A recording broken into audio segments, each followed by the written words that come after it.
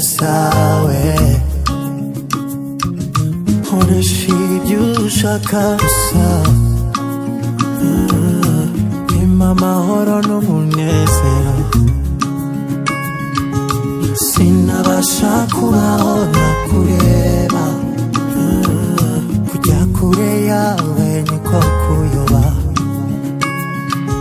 ijambo ryawe riganje umutima wanjye ni numwe wankunda wamere nkawe wahinduye ubuzima bwanjye bwose Yesu we uri mwiza cyane we ubundi byari bitaragera mu irembo ariko babishyizemo ejo ni ukuvuga ngo n'umwana w'imyaka 18 ashobora kuza agasezerana ariko akaba yabisabye meya nawe akamwemerera akavuga ati ese ni mpamvu tugiye gusezerana ufite iyo myaka yamwemerera rero agasezerana rero ibisabwa bagomba gushingirwa n'ubundi ibyemezo by'amavuko tureberaho imyaka ngo ni icyemezo cy'amavuko cyangwa inyandiko mine y'inyandiko y'amavuko ngo ni icyemezo cy'uko ari ingaragu icyemezo cy'uko umuntu yapfakaye n'icyo umuntu yatandukanye ahanga ni ibyemezo bitatu bisabwa icyemezo cy'amavuko icyemezo cy'ingaragu icyemezo cy'uko umuntu yapfakaye igihe wasezeranye na mugenzi wawe akitaba Imana icyo gihe ukaba umupfakazi ufite uburenganzira bwo kongera gusezerana cyangwa se iyo mwatandukanye nanone uzana urubanza rusesa ishingirwa mwari mwarakoze ibyo byemezo rero nibyo bituma abantu bemererwa gusezerana iyo abantu bamaze gusezerana rero bagira inshingano n'uburenganzira bingana abashyingiranywe bagomba kudahemukirana gutabarana no gufashanya aha ni inshingano abashyingiranywe itegeko byabahaye mu ngingo ya 203 inshingano izindi nshingano bafite nanone ngo ni inshingano abasezeranye mu buryo bwemewe n'amategeko ngo bagira inshingano zikurikira kubana ahanga no kubana n'umugore n'umugabo ngo guha uwo mwashakanye imutunga iyo abikenewe ngo kurera neza abana mwabyaye mbese ni inshingano bashyizeho 3 ariko harimo n'izindi ariko nizo nshingano zikomeye muri izo ngizo inshingano yo kubana ngo gushyingiranwa guha abashyingiranywe inshingano yo gusangira ubuzima ngo kandi bakabana ni ingingo ya 236 ntabwo mugiye gusezerana ngo nimubane n'umugore n'umugabo inshingano ya kabiri ngo ni inshingano yo guha mwashyingiranywe ibimutunga ngo buri wese mu bashyingiranywe bafite inshingano yo guha bashyingiranywe ibimutunga iyo bikenewe ahangaha ntawemerewe kwicisha mugenzi we inzara ikindi nta nubwo wemerewe gusaba mugenzi wawe ibyo adashobora kugeraho cyangwa ibyo adashobora kubona ahubwo umusaba icyo ashobora kubona kubera ko dufite umugani uvuga ngo ntawe utanga icyo adafite ntabwo uzamusaba rero ibintu adafite ibitunga umuntu bitangwa mu rugero nyiri ukubihabwa bikeneyemo ngo bijyanye n'ubushobozi bwa nyiri ukubitanga hano bagarutse ku bushobozi kubera ko udafite ikintu ntabwo icyo udafite ntabwo wakemura ibitunga umuntu bitangwa mu mafaranga cyangwa mu bintu ahangaha ushobora kweza ugasarurira mu rugo cyangwa ushobora gukora akazi kaguhemba ku kwezi ugatanga amafaranga yo guhaha ushobora kubitanga rero mu mafaranga cyangwa se mu bintu inshingano yo kwita ku bana rero no kubarera babashyingiranywe bafite inshingano yo kwita ku bana babo kubaha ibibatunga no kubarera hashingiye ku ndangagaciro z'igihugu ahangaha rero turasaba ababyeyi basezeranye uyu munsi bagomba kubera abana babo urugero iyo umwe mu bashyingiranywe ateshutse ku nshingano yo kwita ku bana babo ngo kubaha ibibatunga no kubarera uwo bashyingiranywe cyangwa undi muntu ubifitemo inyungu bashobora kumurega mu rukiko rw'ububasha ahangaha bikunze kuba nk'abagabo bakafite amafaranga ugasanga ntabwo yishyuriye umwana minervare cyangwa se yabikishije inzara cyangwa se na mituweli ntayishyure icyo gihe mama wabo atanga ikirego urukiko rugafata ibyemezo byihutirwa ku bana hari ukuntu kera byakunze kubaho ugasanga wenda konte y'umugabo bagabanyijeho amafaranga runaka azajya ajya kuri konte y'umugore kugira ngo atayamara icyo gihe rero ni wa mugabo wateshutse ku nshinga no kwita ku bana ndetse no kubarera. Rero nk'iyo umwe mu bashyingiranywe atubahirije inshingano ze, uwo bashyingiranywe ashobora kuregera urukiko rufite ububasha kugira ngo hafatwe ibyemezo by'agateganyo birengera urugo. Aha ngaha twari tumaze kubivuga, ashobora kuba ari kuri minervare, ashobora no kuba ari kuri za mitiwere, ashobora kuba ari ku bintu byinshi byihutirwa mu rugo, n'abana bishwe n'inzara. Icyo gihe uwo muntu waba ufite amafaranga akicisha abana b'inzara, bamurega urukiko rugafata ibyemezo by'agateganyo. Rero iyo tumaze kubona inshingano z'ababyeyi z'abasezeranye, tureba se ikintu cyatuma ishyingirwa rivaho ni ikihe. Impamvu ya mbere ni urupfu rw'umwe mu bashyingiranywe. Aha ngaha iyo umwe mu bashyingiranywe yitabye Imana, icyo gihe ishyingirwa mwakoze uyu munsi rivaho. Impamvu ya kabiri ni ubutane bwa burundu. Aha ngaha impamvu ya mbere aba ari impamvu itatewe n'uwo ari we wese, ariko impamvu ya kabiri ishobora guterwa n'umwe mu bashyingiranywe, ugasanga haba ubutane bwa burundu kandi bari barasezeranye ku bana akaramata.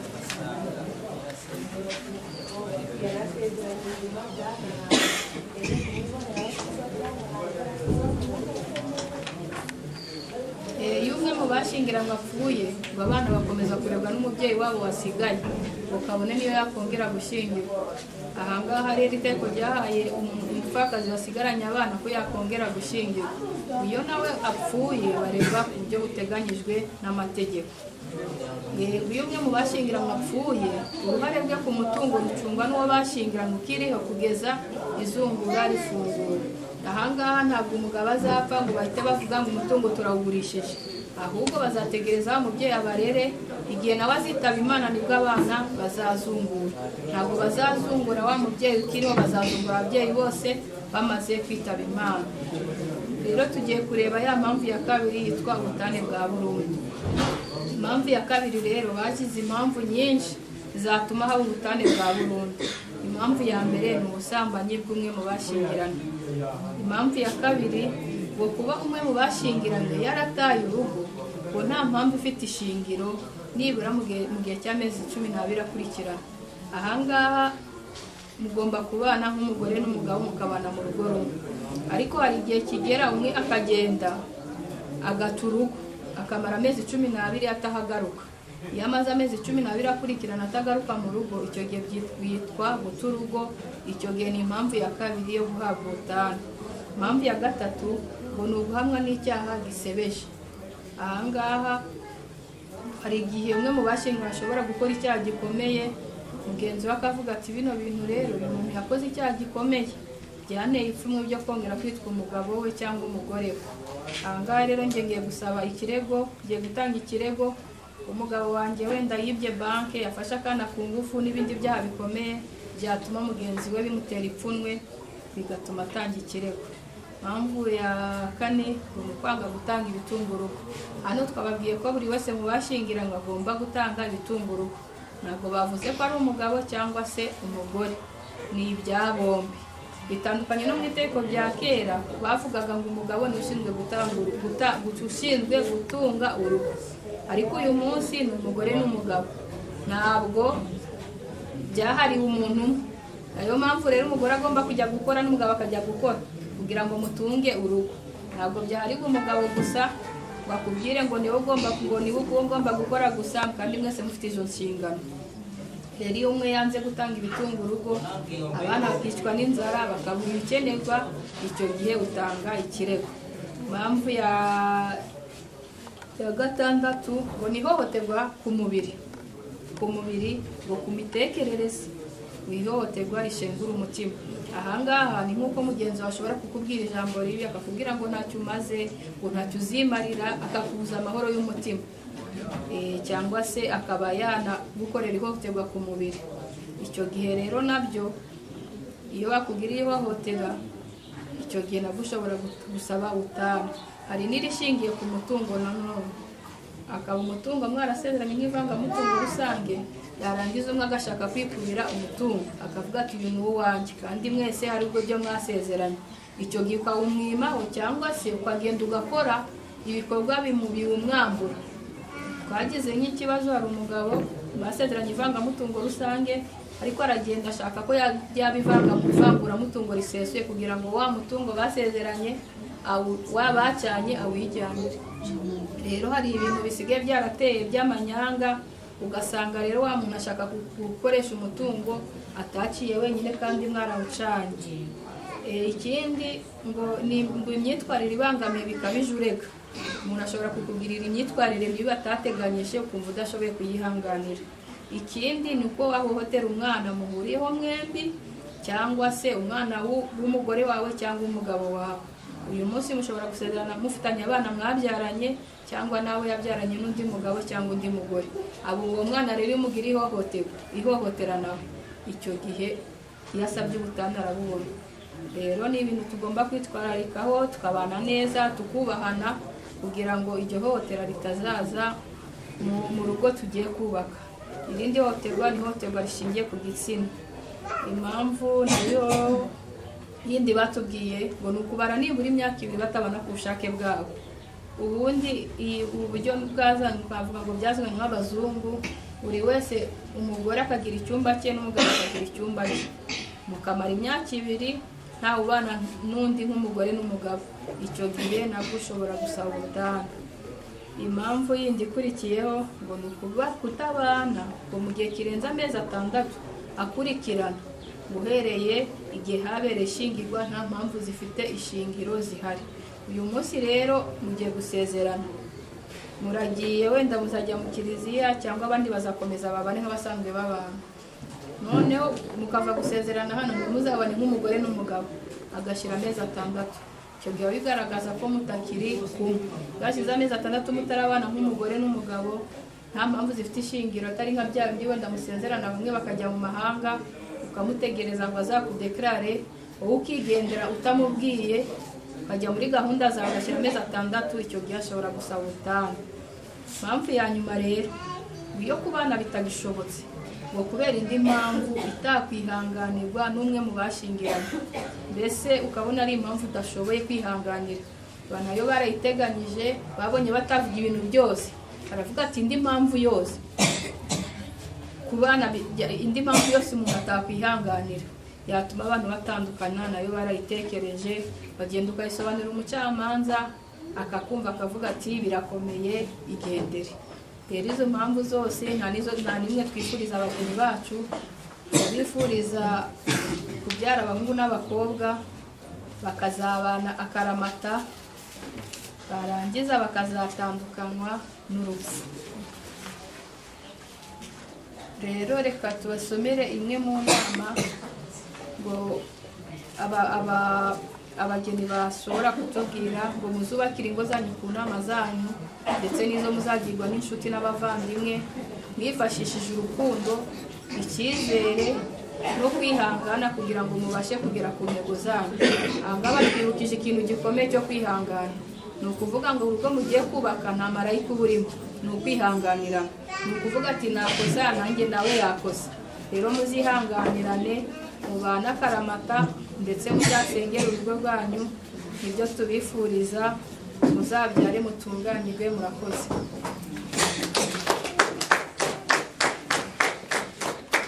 Yabigishije ayindi kuri munama kuri telefone ati ni gusoza n'ubu niko mpamagaye njyitana nanjye naza kubafata umwanya wanyu kandi namwe mufite byinshi bigiye, ariko muri rusange ibyanjye n'amategeko yabibigishije.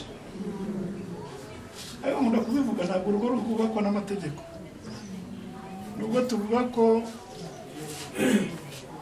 igihugu cyacu cyose gikomoka mu muryango, ko nta muryango uhari nta rugo ruba ruhari, nta n'igihugu kiba gihari. Ariko uburyo igihugu gitegekwa n'amategeko ntabwo ariko urugo rwawe uzarutegekesha amategeko. Ntabwo uzaza urabwira ngo wa mugore we uzagendera ku iyi ngingo cyangwa umugabo azagendera ibyo bintu ntabwo bibaho. Ikindi nanone nta rugo ruba fotokopi, bivuga ngo ubwo rugo rwo kwa runaka uko rumeze ngo nanjye niko urwanye nzaruyobora. Ni ibintu bitandukanye, kuko iyo abantu bahuriye mu rugo bahura bafite imico itandukanye, bafite n'ingeso zitandukanye. Imiterere y'abantu iratandukanye. Uko imiterere y'abantu itandukanye, niko ingo zigize iki? Ariko kugira ngo urugo rubashe kuba urugo rwiza, nuko buri wese mu bashakanye agomba kubigiramo. Niwumva hari icyo wiyifuriza ko mugenzi wawe kigukorera, uzaba uwa mbere kugira iki? Kimukorera. Ariko akenshi dukunda gusaba ibintu twe tudakora. Icya kabiri, hari igihe mugenzi wawe akora ikosa ukumva ko wowe uri umweru ntabyo uzagira iki cyangwa uzakora, cyangwa unakabona yakora wowe ufite amahirwe ko Imana yagize iki, iyo yaguhishiye makosa, niba ari Imana byitari Imana, niba ari Satani yayagufashije akayahisha, wowe wamubona ukamubamba. Mu rugo rero ntabwo ariko bubaka urugo. Niba mugenzi wawe yakosheje, ntabwo umubera umushinjacyaha cyangwa umubera umucamanza. Icyo umubera ni iki? Ni ukumubera umujyanama, ukamugira inama ku makosa yagize iki. Ariko ugiye hariya ukamwereka ko ari we munyabyaha, ari we mwere mu rugo, ntabwo uri kubaka urugo.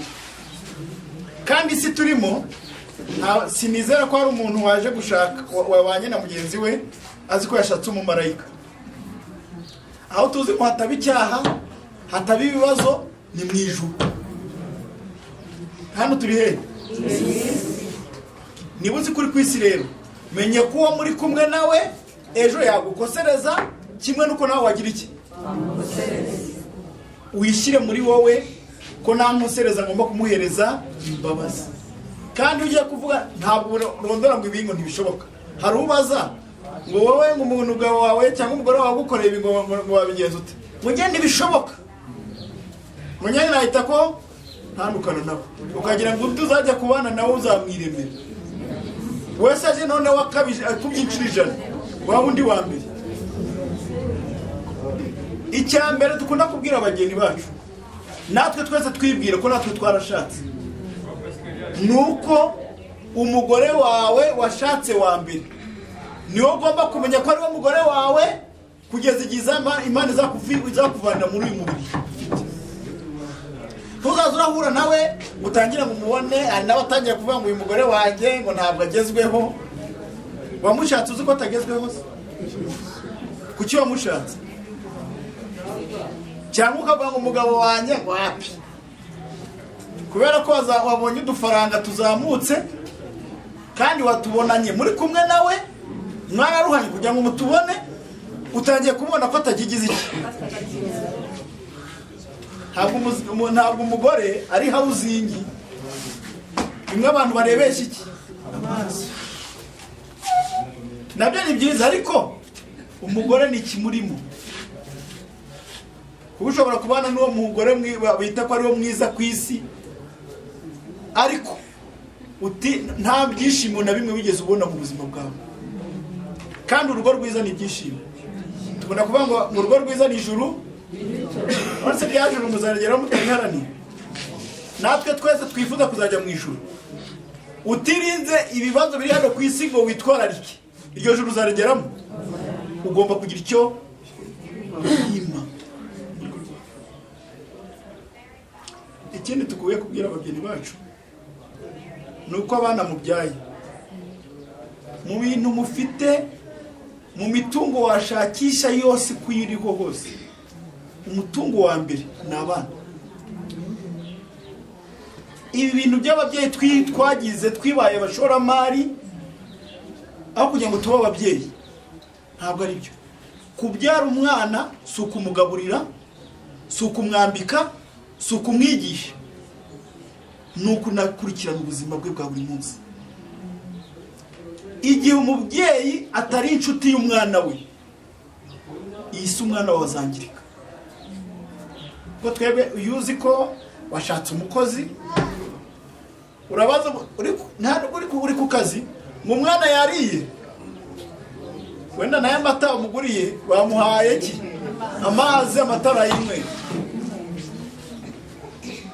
wagera mu rugo ugasanga kandi akari kurira ntunakabaze ngo kari kugira iki wenda n'inzara yagize iki wenda biriwe bagakubita cyangwa biriwe bagakorera ibibi ibyo ari byo byose ariko umubyeyi akaza akabaza amakuru wayabaza ninde umukozi ukagenda uraryamye icyumweru kimwe 2 3 abasirimu rero muri weekend nibwo bita ngo bagiye kwita ku bana babo icyo bakora barabashoreye babajyanye ahantu bakinnye mu bikinisho ibyo bikinisho ntacyo biri kungura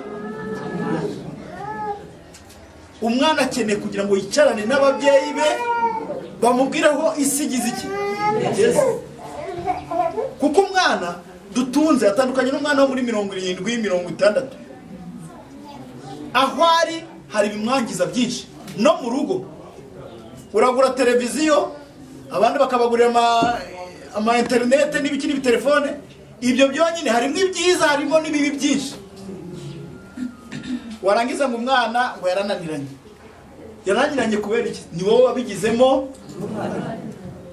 mu mwanya ufite muke ugomba gufata umwanya munini wo kwita ku bana kandi kubitaho bavuga kugira ngo umwana agire ubumenyi yagira uburere bwiza gufata umwana ufite ubumenyi ubumenyi mvuga ni bwo mu ishuri akaba ari umuhanga ariko muri societe atazi kubana n'abantu uwarutwa na wa mwana utazi no kusoma ariko uzi imibanire n'abandi neza kuko umutima w'umuntu niwo w'agaciro kurusha ibiri mu mutwe biba byiza iyo byombi bigize iki bihuye nibyo bivana mu muntu nyamuntu kandi bitangwa n'abandi n'ababyeyi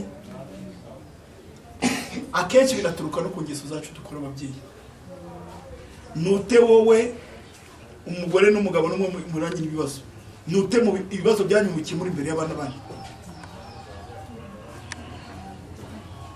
uraje umugore yagize nabi umutukiye imbere y'abana bawe umugabo akoze akabazo ukatukiye imbere y'abana bawe mwagiye mu cyumba cyanyu ukajya gukemura ibibazo byanyu kuko uko mukora ibyo bibazo byose binanigira n'ingaruka ku bana banyu aho ushobora gusanga umwana arakuranye ihagamuka ejo nawe akozumva yuko ariko umugore akubitwa cyangwa umugabo agomba gukubita yarabikomoye kuri wowe kuko abana bareba ibikorwa dukora kurusha amagambo tubabwira niyo mpamvu hari umugabo wigeze kutwigisha niba ubwiye ngo umwana ngo ntaryame mu ntebe akabona wowe uza buri munsi uyiryamamo abona ko atari ikosa niba uzi ko wamubujije kuryama mu ntebe uzamubwire ko nawe azasange nawe utagize iki utayiryamye niba uzi umwana gutaha nijoro kandi abona nijoro ari wowe wa mbere utaha nijoro azamenya ko ari cyiza uri kumuhisha abana bigishwa ku bijyanye n'iki n'ingero kurusha amagambo tubabwira icyanyuma rero ingo zacu zikigeze bugarijwe ubundi kera bavuga ngo ababyeyi no uko bivugwa umugore yabaga akubitwa agira iki ariko ibintu byitwa za gatanya n'ibindi bibazo byo mu byari bike kugira ngo ubone abana b'inzererezi za mayibobo ntabwo byabagaho kubera iki umwana yahabwaga uburere hehe nta mwana wumvaga ko yajya mu muhanda ariko uyu munsi mugende murebe imihanda abana buzuyemo n'umwana w'imyaka 2 usigaye asanga nawe ari mu kanivu nose umwana w'imyaka 2 yavuye iwabo kubera iki umva ngo ni iki oya hari ikintu navuze muvuge icyo avuze yavuze ngo ni inzara icyo rero iyo bavuze ngo ni inzara iyo bavuze ngo ni inzara iyo bavuze ikibazo cy'inzara ni ikibazo cy'ababyeyi kuko mumba bari kubivuga nkuko ngiye kubivuga. Niba udashoboye kwigaburira ntabwo wemerewe gushaka umugore cyane, wemerewe gushaka manza ushakishe ibigutunga, numara guhaga wumva ko n'abandi nabo babasha gutunga abandi ubone gushaka umugore. Ntabwo umugore ari kumushaka kugira ngo uzuze umuhango. Umugore kuba umugabo ni ugutunga urugo wawe, kuba umugore ni ugutunga urugo rwawe. Rero birababaje kuba uri umugabo abana bawe bakaburara ari wowe wafashe icyemezo cyo kubabyara. Wakagombye kubyara abana uzi ko batazaburana. Niba ubona udafite ubushobozi, jya muri Onapo ushakisha ubushobozi, numara kubona ubushobozi ubone kubyara. Kuko abana ntabwo ari amavaze, ntabwo ari imitako. Iyo ubyaye umwana w'iki gihe bikeneye kumushoramo kugira ngo azabe umwana ukomeye, azagira icyo yimarira. None se uzaba utamugaburiye umwana azajya ku ishuri yigi? Uzaba utamushoboye kumwishyura minervare umwana uramushaka wiki? Ariko nuko babwiye abantu bavuga ngo yangwa Imana ngo niyo nitanga, Imana izana amapfa ngo nitanga naho bagira iki. Ariko Imana yaduhaye ubwenge bwo gutekereza butandukanye n'ubw'inyamaswa. Ntabwo wabona udafite aho guhaha, nta gishoro cy'igihumbi ufite, uvuye ngo urajya gushaka abana uzagaburira 2,000, bazabikura heza? Niyo handi umwana azaburara, aho kugira ngo burare azajye gusotoragura hehe. Rero icyo twari turimo kuvuga, iyi si turimo ni ibibazo. Ingo zirimo ziragira ibibazo byinshi. Rero mu byo dukora abanyarwanda dufite ikintu kimwe duhuriyeho, kiretse niba dushushanya. Abanyarwanda nibura 99% barasenga. Ndabeshya? 99% babandi wenda babayoboka rya diri rya mugabo agere bamwita rutanga amaboko, manza ari nka 1%. Nabo sinizeye ko bagezeho, ariko nabo barasenga mu myemerere yabo. Ariko se ko turi 99% dusenga, imbuto z'uwo mwuka wera ni izihe? Rero bidusaba kugira ngo dusenge nyagusenga. Dusenge nyagusenga, dusengera ingo zacu ko zirugarijwe pe. Kuko urebye abantu ibintu basigaye batandukaniraho, ibintu by'amafuti, amafuti. Ndabaha ingero nk'ebyiri. Iya mbere, umugore n'umugabo bicaye muri salo, imbeba iratambutse muri salo, umwe nguciye ibumoso undi nguciye, barashwanye barafatanye bararwanya. Koko urugo rusenyuke kubera imbeba?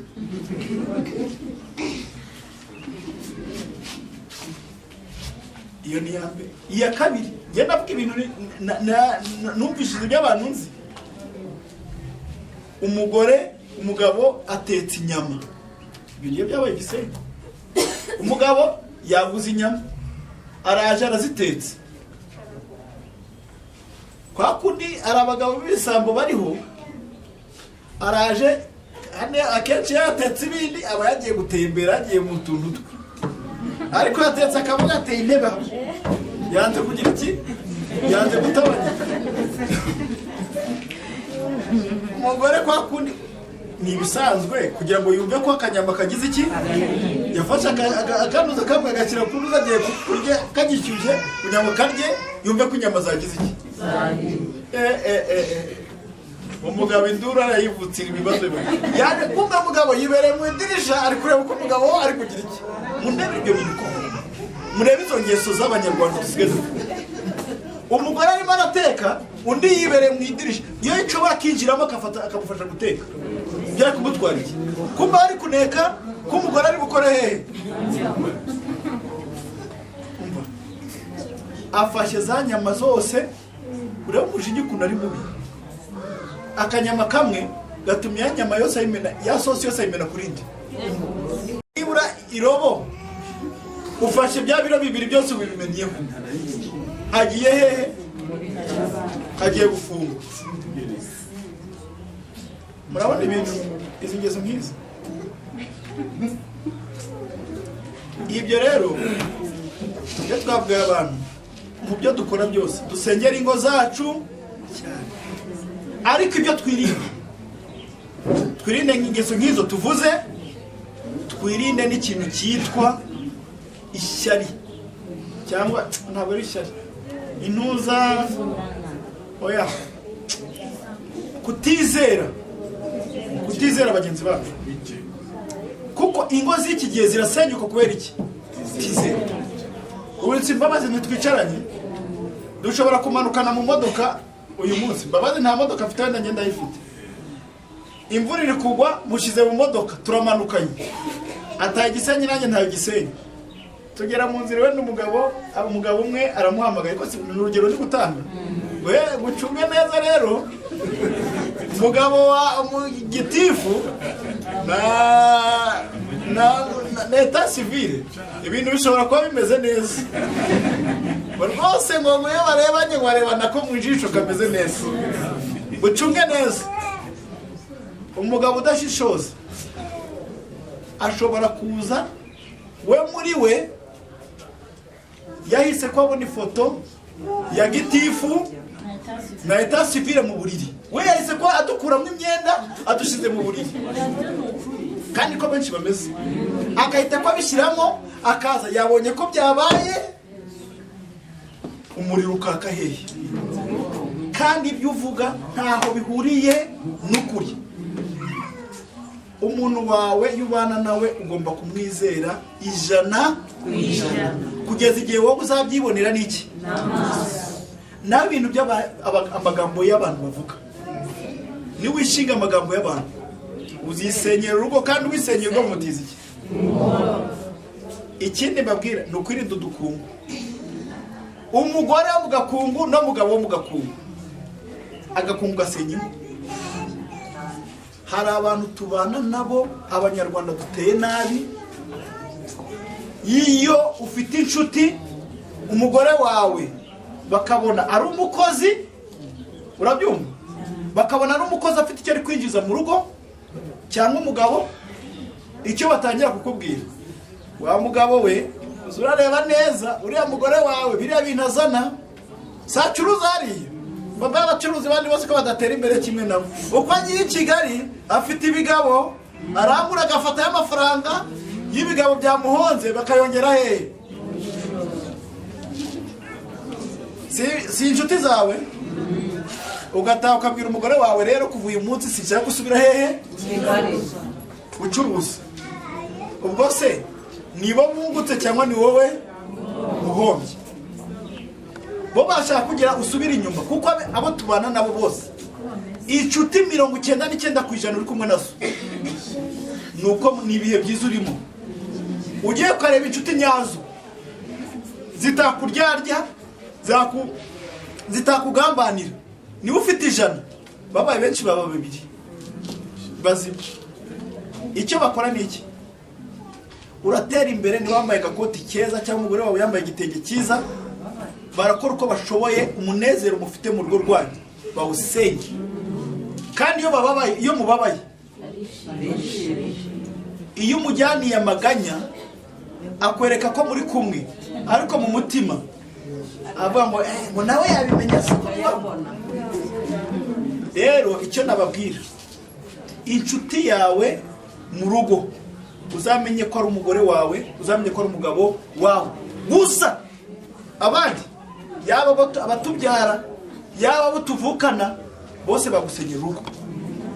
Kandi mumenya ko urugo ari urwanyu, muzamenye ko ari mwebwe mugomba kwinezeza gusa. Ntumve ko urugo rwawe rwajya kubwira n'abandi, ugenda ubabwira bose, murabona umugabo wanjye ngo nukumubona yambaye. Yemwe mujye kubivuga, umuntu yagiye ku umugabo, umugore ajya kubwira abantu bose ko tumeze, abagabo wenda n'abagore barabyumva. Ntabwo twese uko tukura ntabwo dukura dufigira ingeso zimwe. Ushobora gukura ufite ingeso waciyemo zituma wiga kaminuza ukiri uruhinja, undi we akagira imyaka mikuru akavuga atajya kwiga ibyo bintu. Mwajya mw'ibyo bintu rero ntimuhuze. Icyo wakagombye kumenya wowe bimenyereye, wakagombye kwigisha mugenzi, ntabwo ugomba kujya kumugira. Ujya kubwira umuntu ngo kubona umugabo, muri mugabo wanjye nimukabona yambaye ipantaro n'ikaravati, ntabwo ni ipantaro gusa nta mugabo burimo. Ese kubana nawe umuhaye agaciro? Ibyo nibyo biri hano hanze, kandi ukabivuga uri guseka, warangiza ngo mumbabarire rero ngo bizaba iki, ibintu wananiwe kwibikira genda bikubikira nakabana. Icyo ndi bugufashe ndakubera bafu, nanjye ndabitangaza ku bantu bose batagize iki. Muri make rero mureke najya kubafatira umwanya. Icyo twabasaba muzasengera ingo zanyu cyane, muziragize Imana, kuko inshuti nyakuri ni Imana, niyo ishobora kubafasha mu bibazo byose mwagiramo. Kandi ikindi muzi mwebwe kandi ari mwe muzafata icyemezo cyo kugira mu rugo rwanyu rutazahura n'ikibazo. Nimubifata uzizere mugenzi wawe, nanakosa mubabarire, kandi n'uwakoshereje nawe n'uwakosherejwe nawe atange kandi imbabazi z'iki z'ukuri. Ko ari abatanga imbabazi nyuma y'iminsi 3 kongera byakagarura bya bindi, nyuma y'icyumweru kongera ukagarura.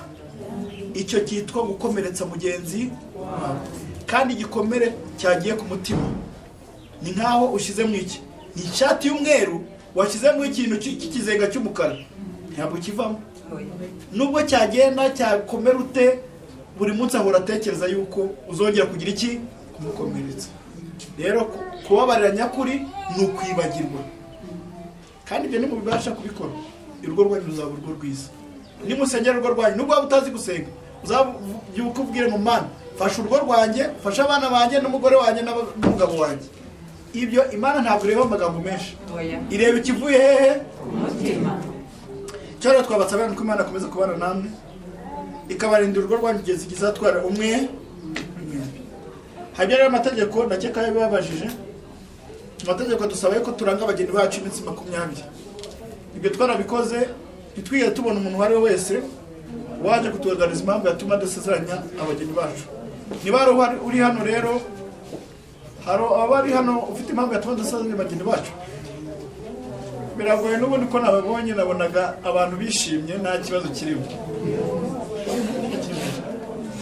Okay, abantu muri Nyakiriba baje, abakeneye gusezerana mwabamenyesha yuko babisaba ku murenge. Umurenge ufite ububasha gusezeranya Nyakiriba na Kanama kugeza igihe umunyamabanga nshingwabikorwa Nyakiriba azabonekera. Ubwo rero ababikeneye babisaba, twe tuzaturabyemeza.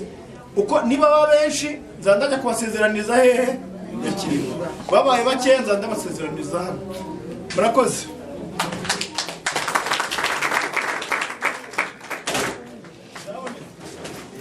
Ubundi bari baranze kuvuga ngo uzasezerana ku ngufu, none ndagusezeraniza. Nakorera Nyakiriba biranze biranagarutse. Neze rwose.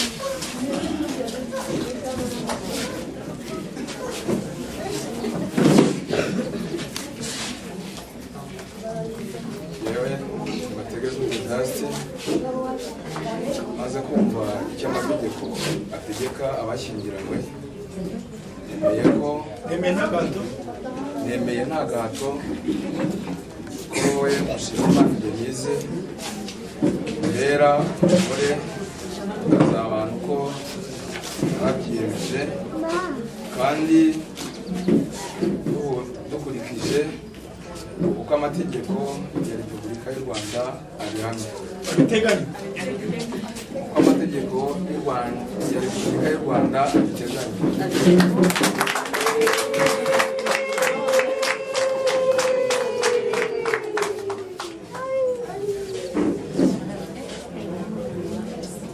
Jewe Mushimiyimana Denise maze kumva icyo amategeko ategeka abashyingiranywe, nemeye nta gahato ko wowe ntiwategeje Vedaste umbere umugabo tukazabana uko twabyiyemeje kandi dukurikije uko amategeko ya Repubulika y'u Rwanda abiteganya.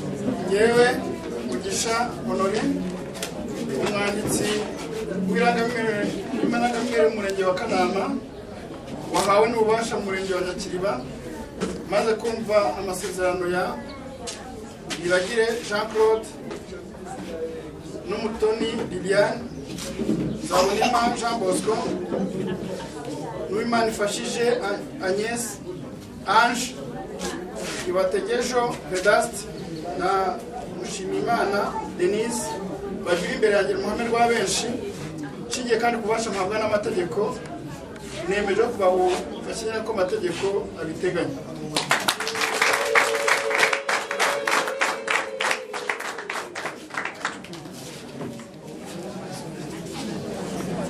Okay, ntabwo bakiri abaseribateri, bamaze kuba umugore n'umugabo.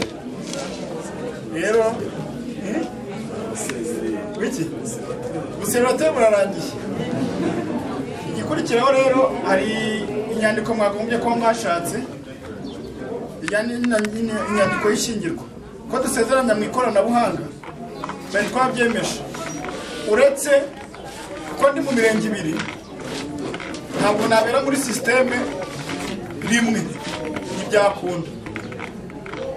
Ntegereje yuko akarere banshyira muri systeme ya Nyakiriba, undaba mvuye abo muri Kanama na twamaze kubakorera, mu kanya bagiye kunshira mu ya Nyakiriba, mbone no gukorera ubavuye Nyakiriba.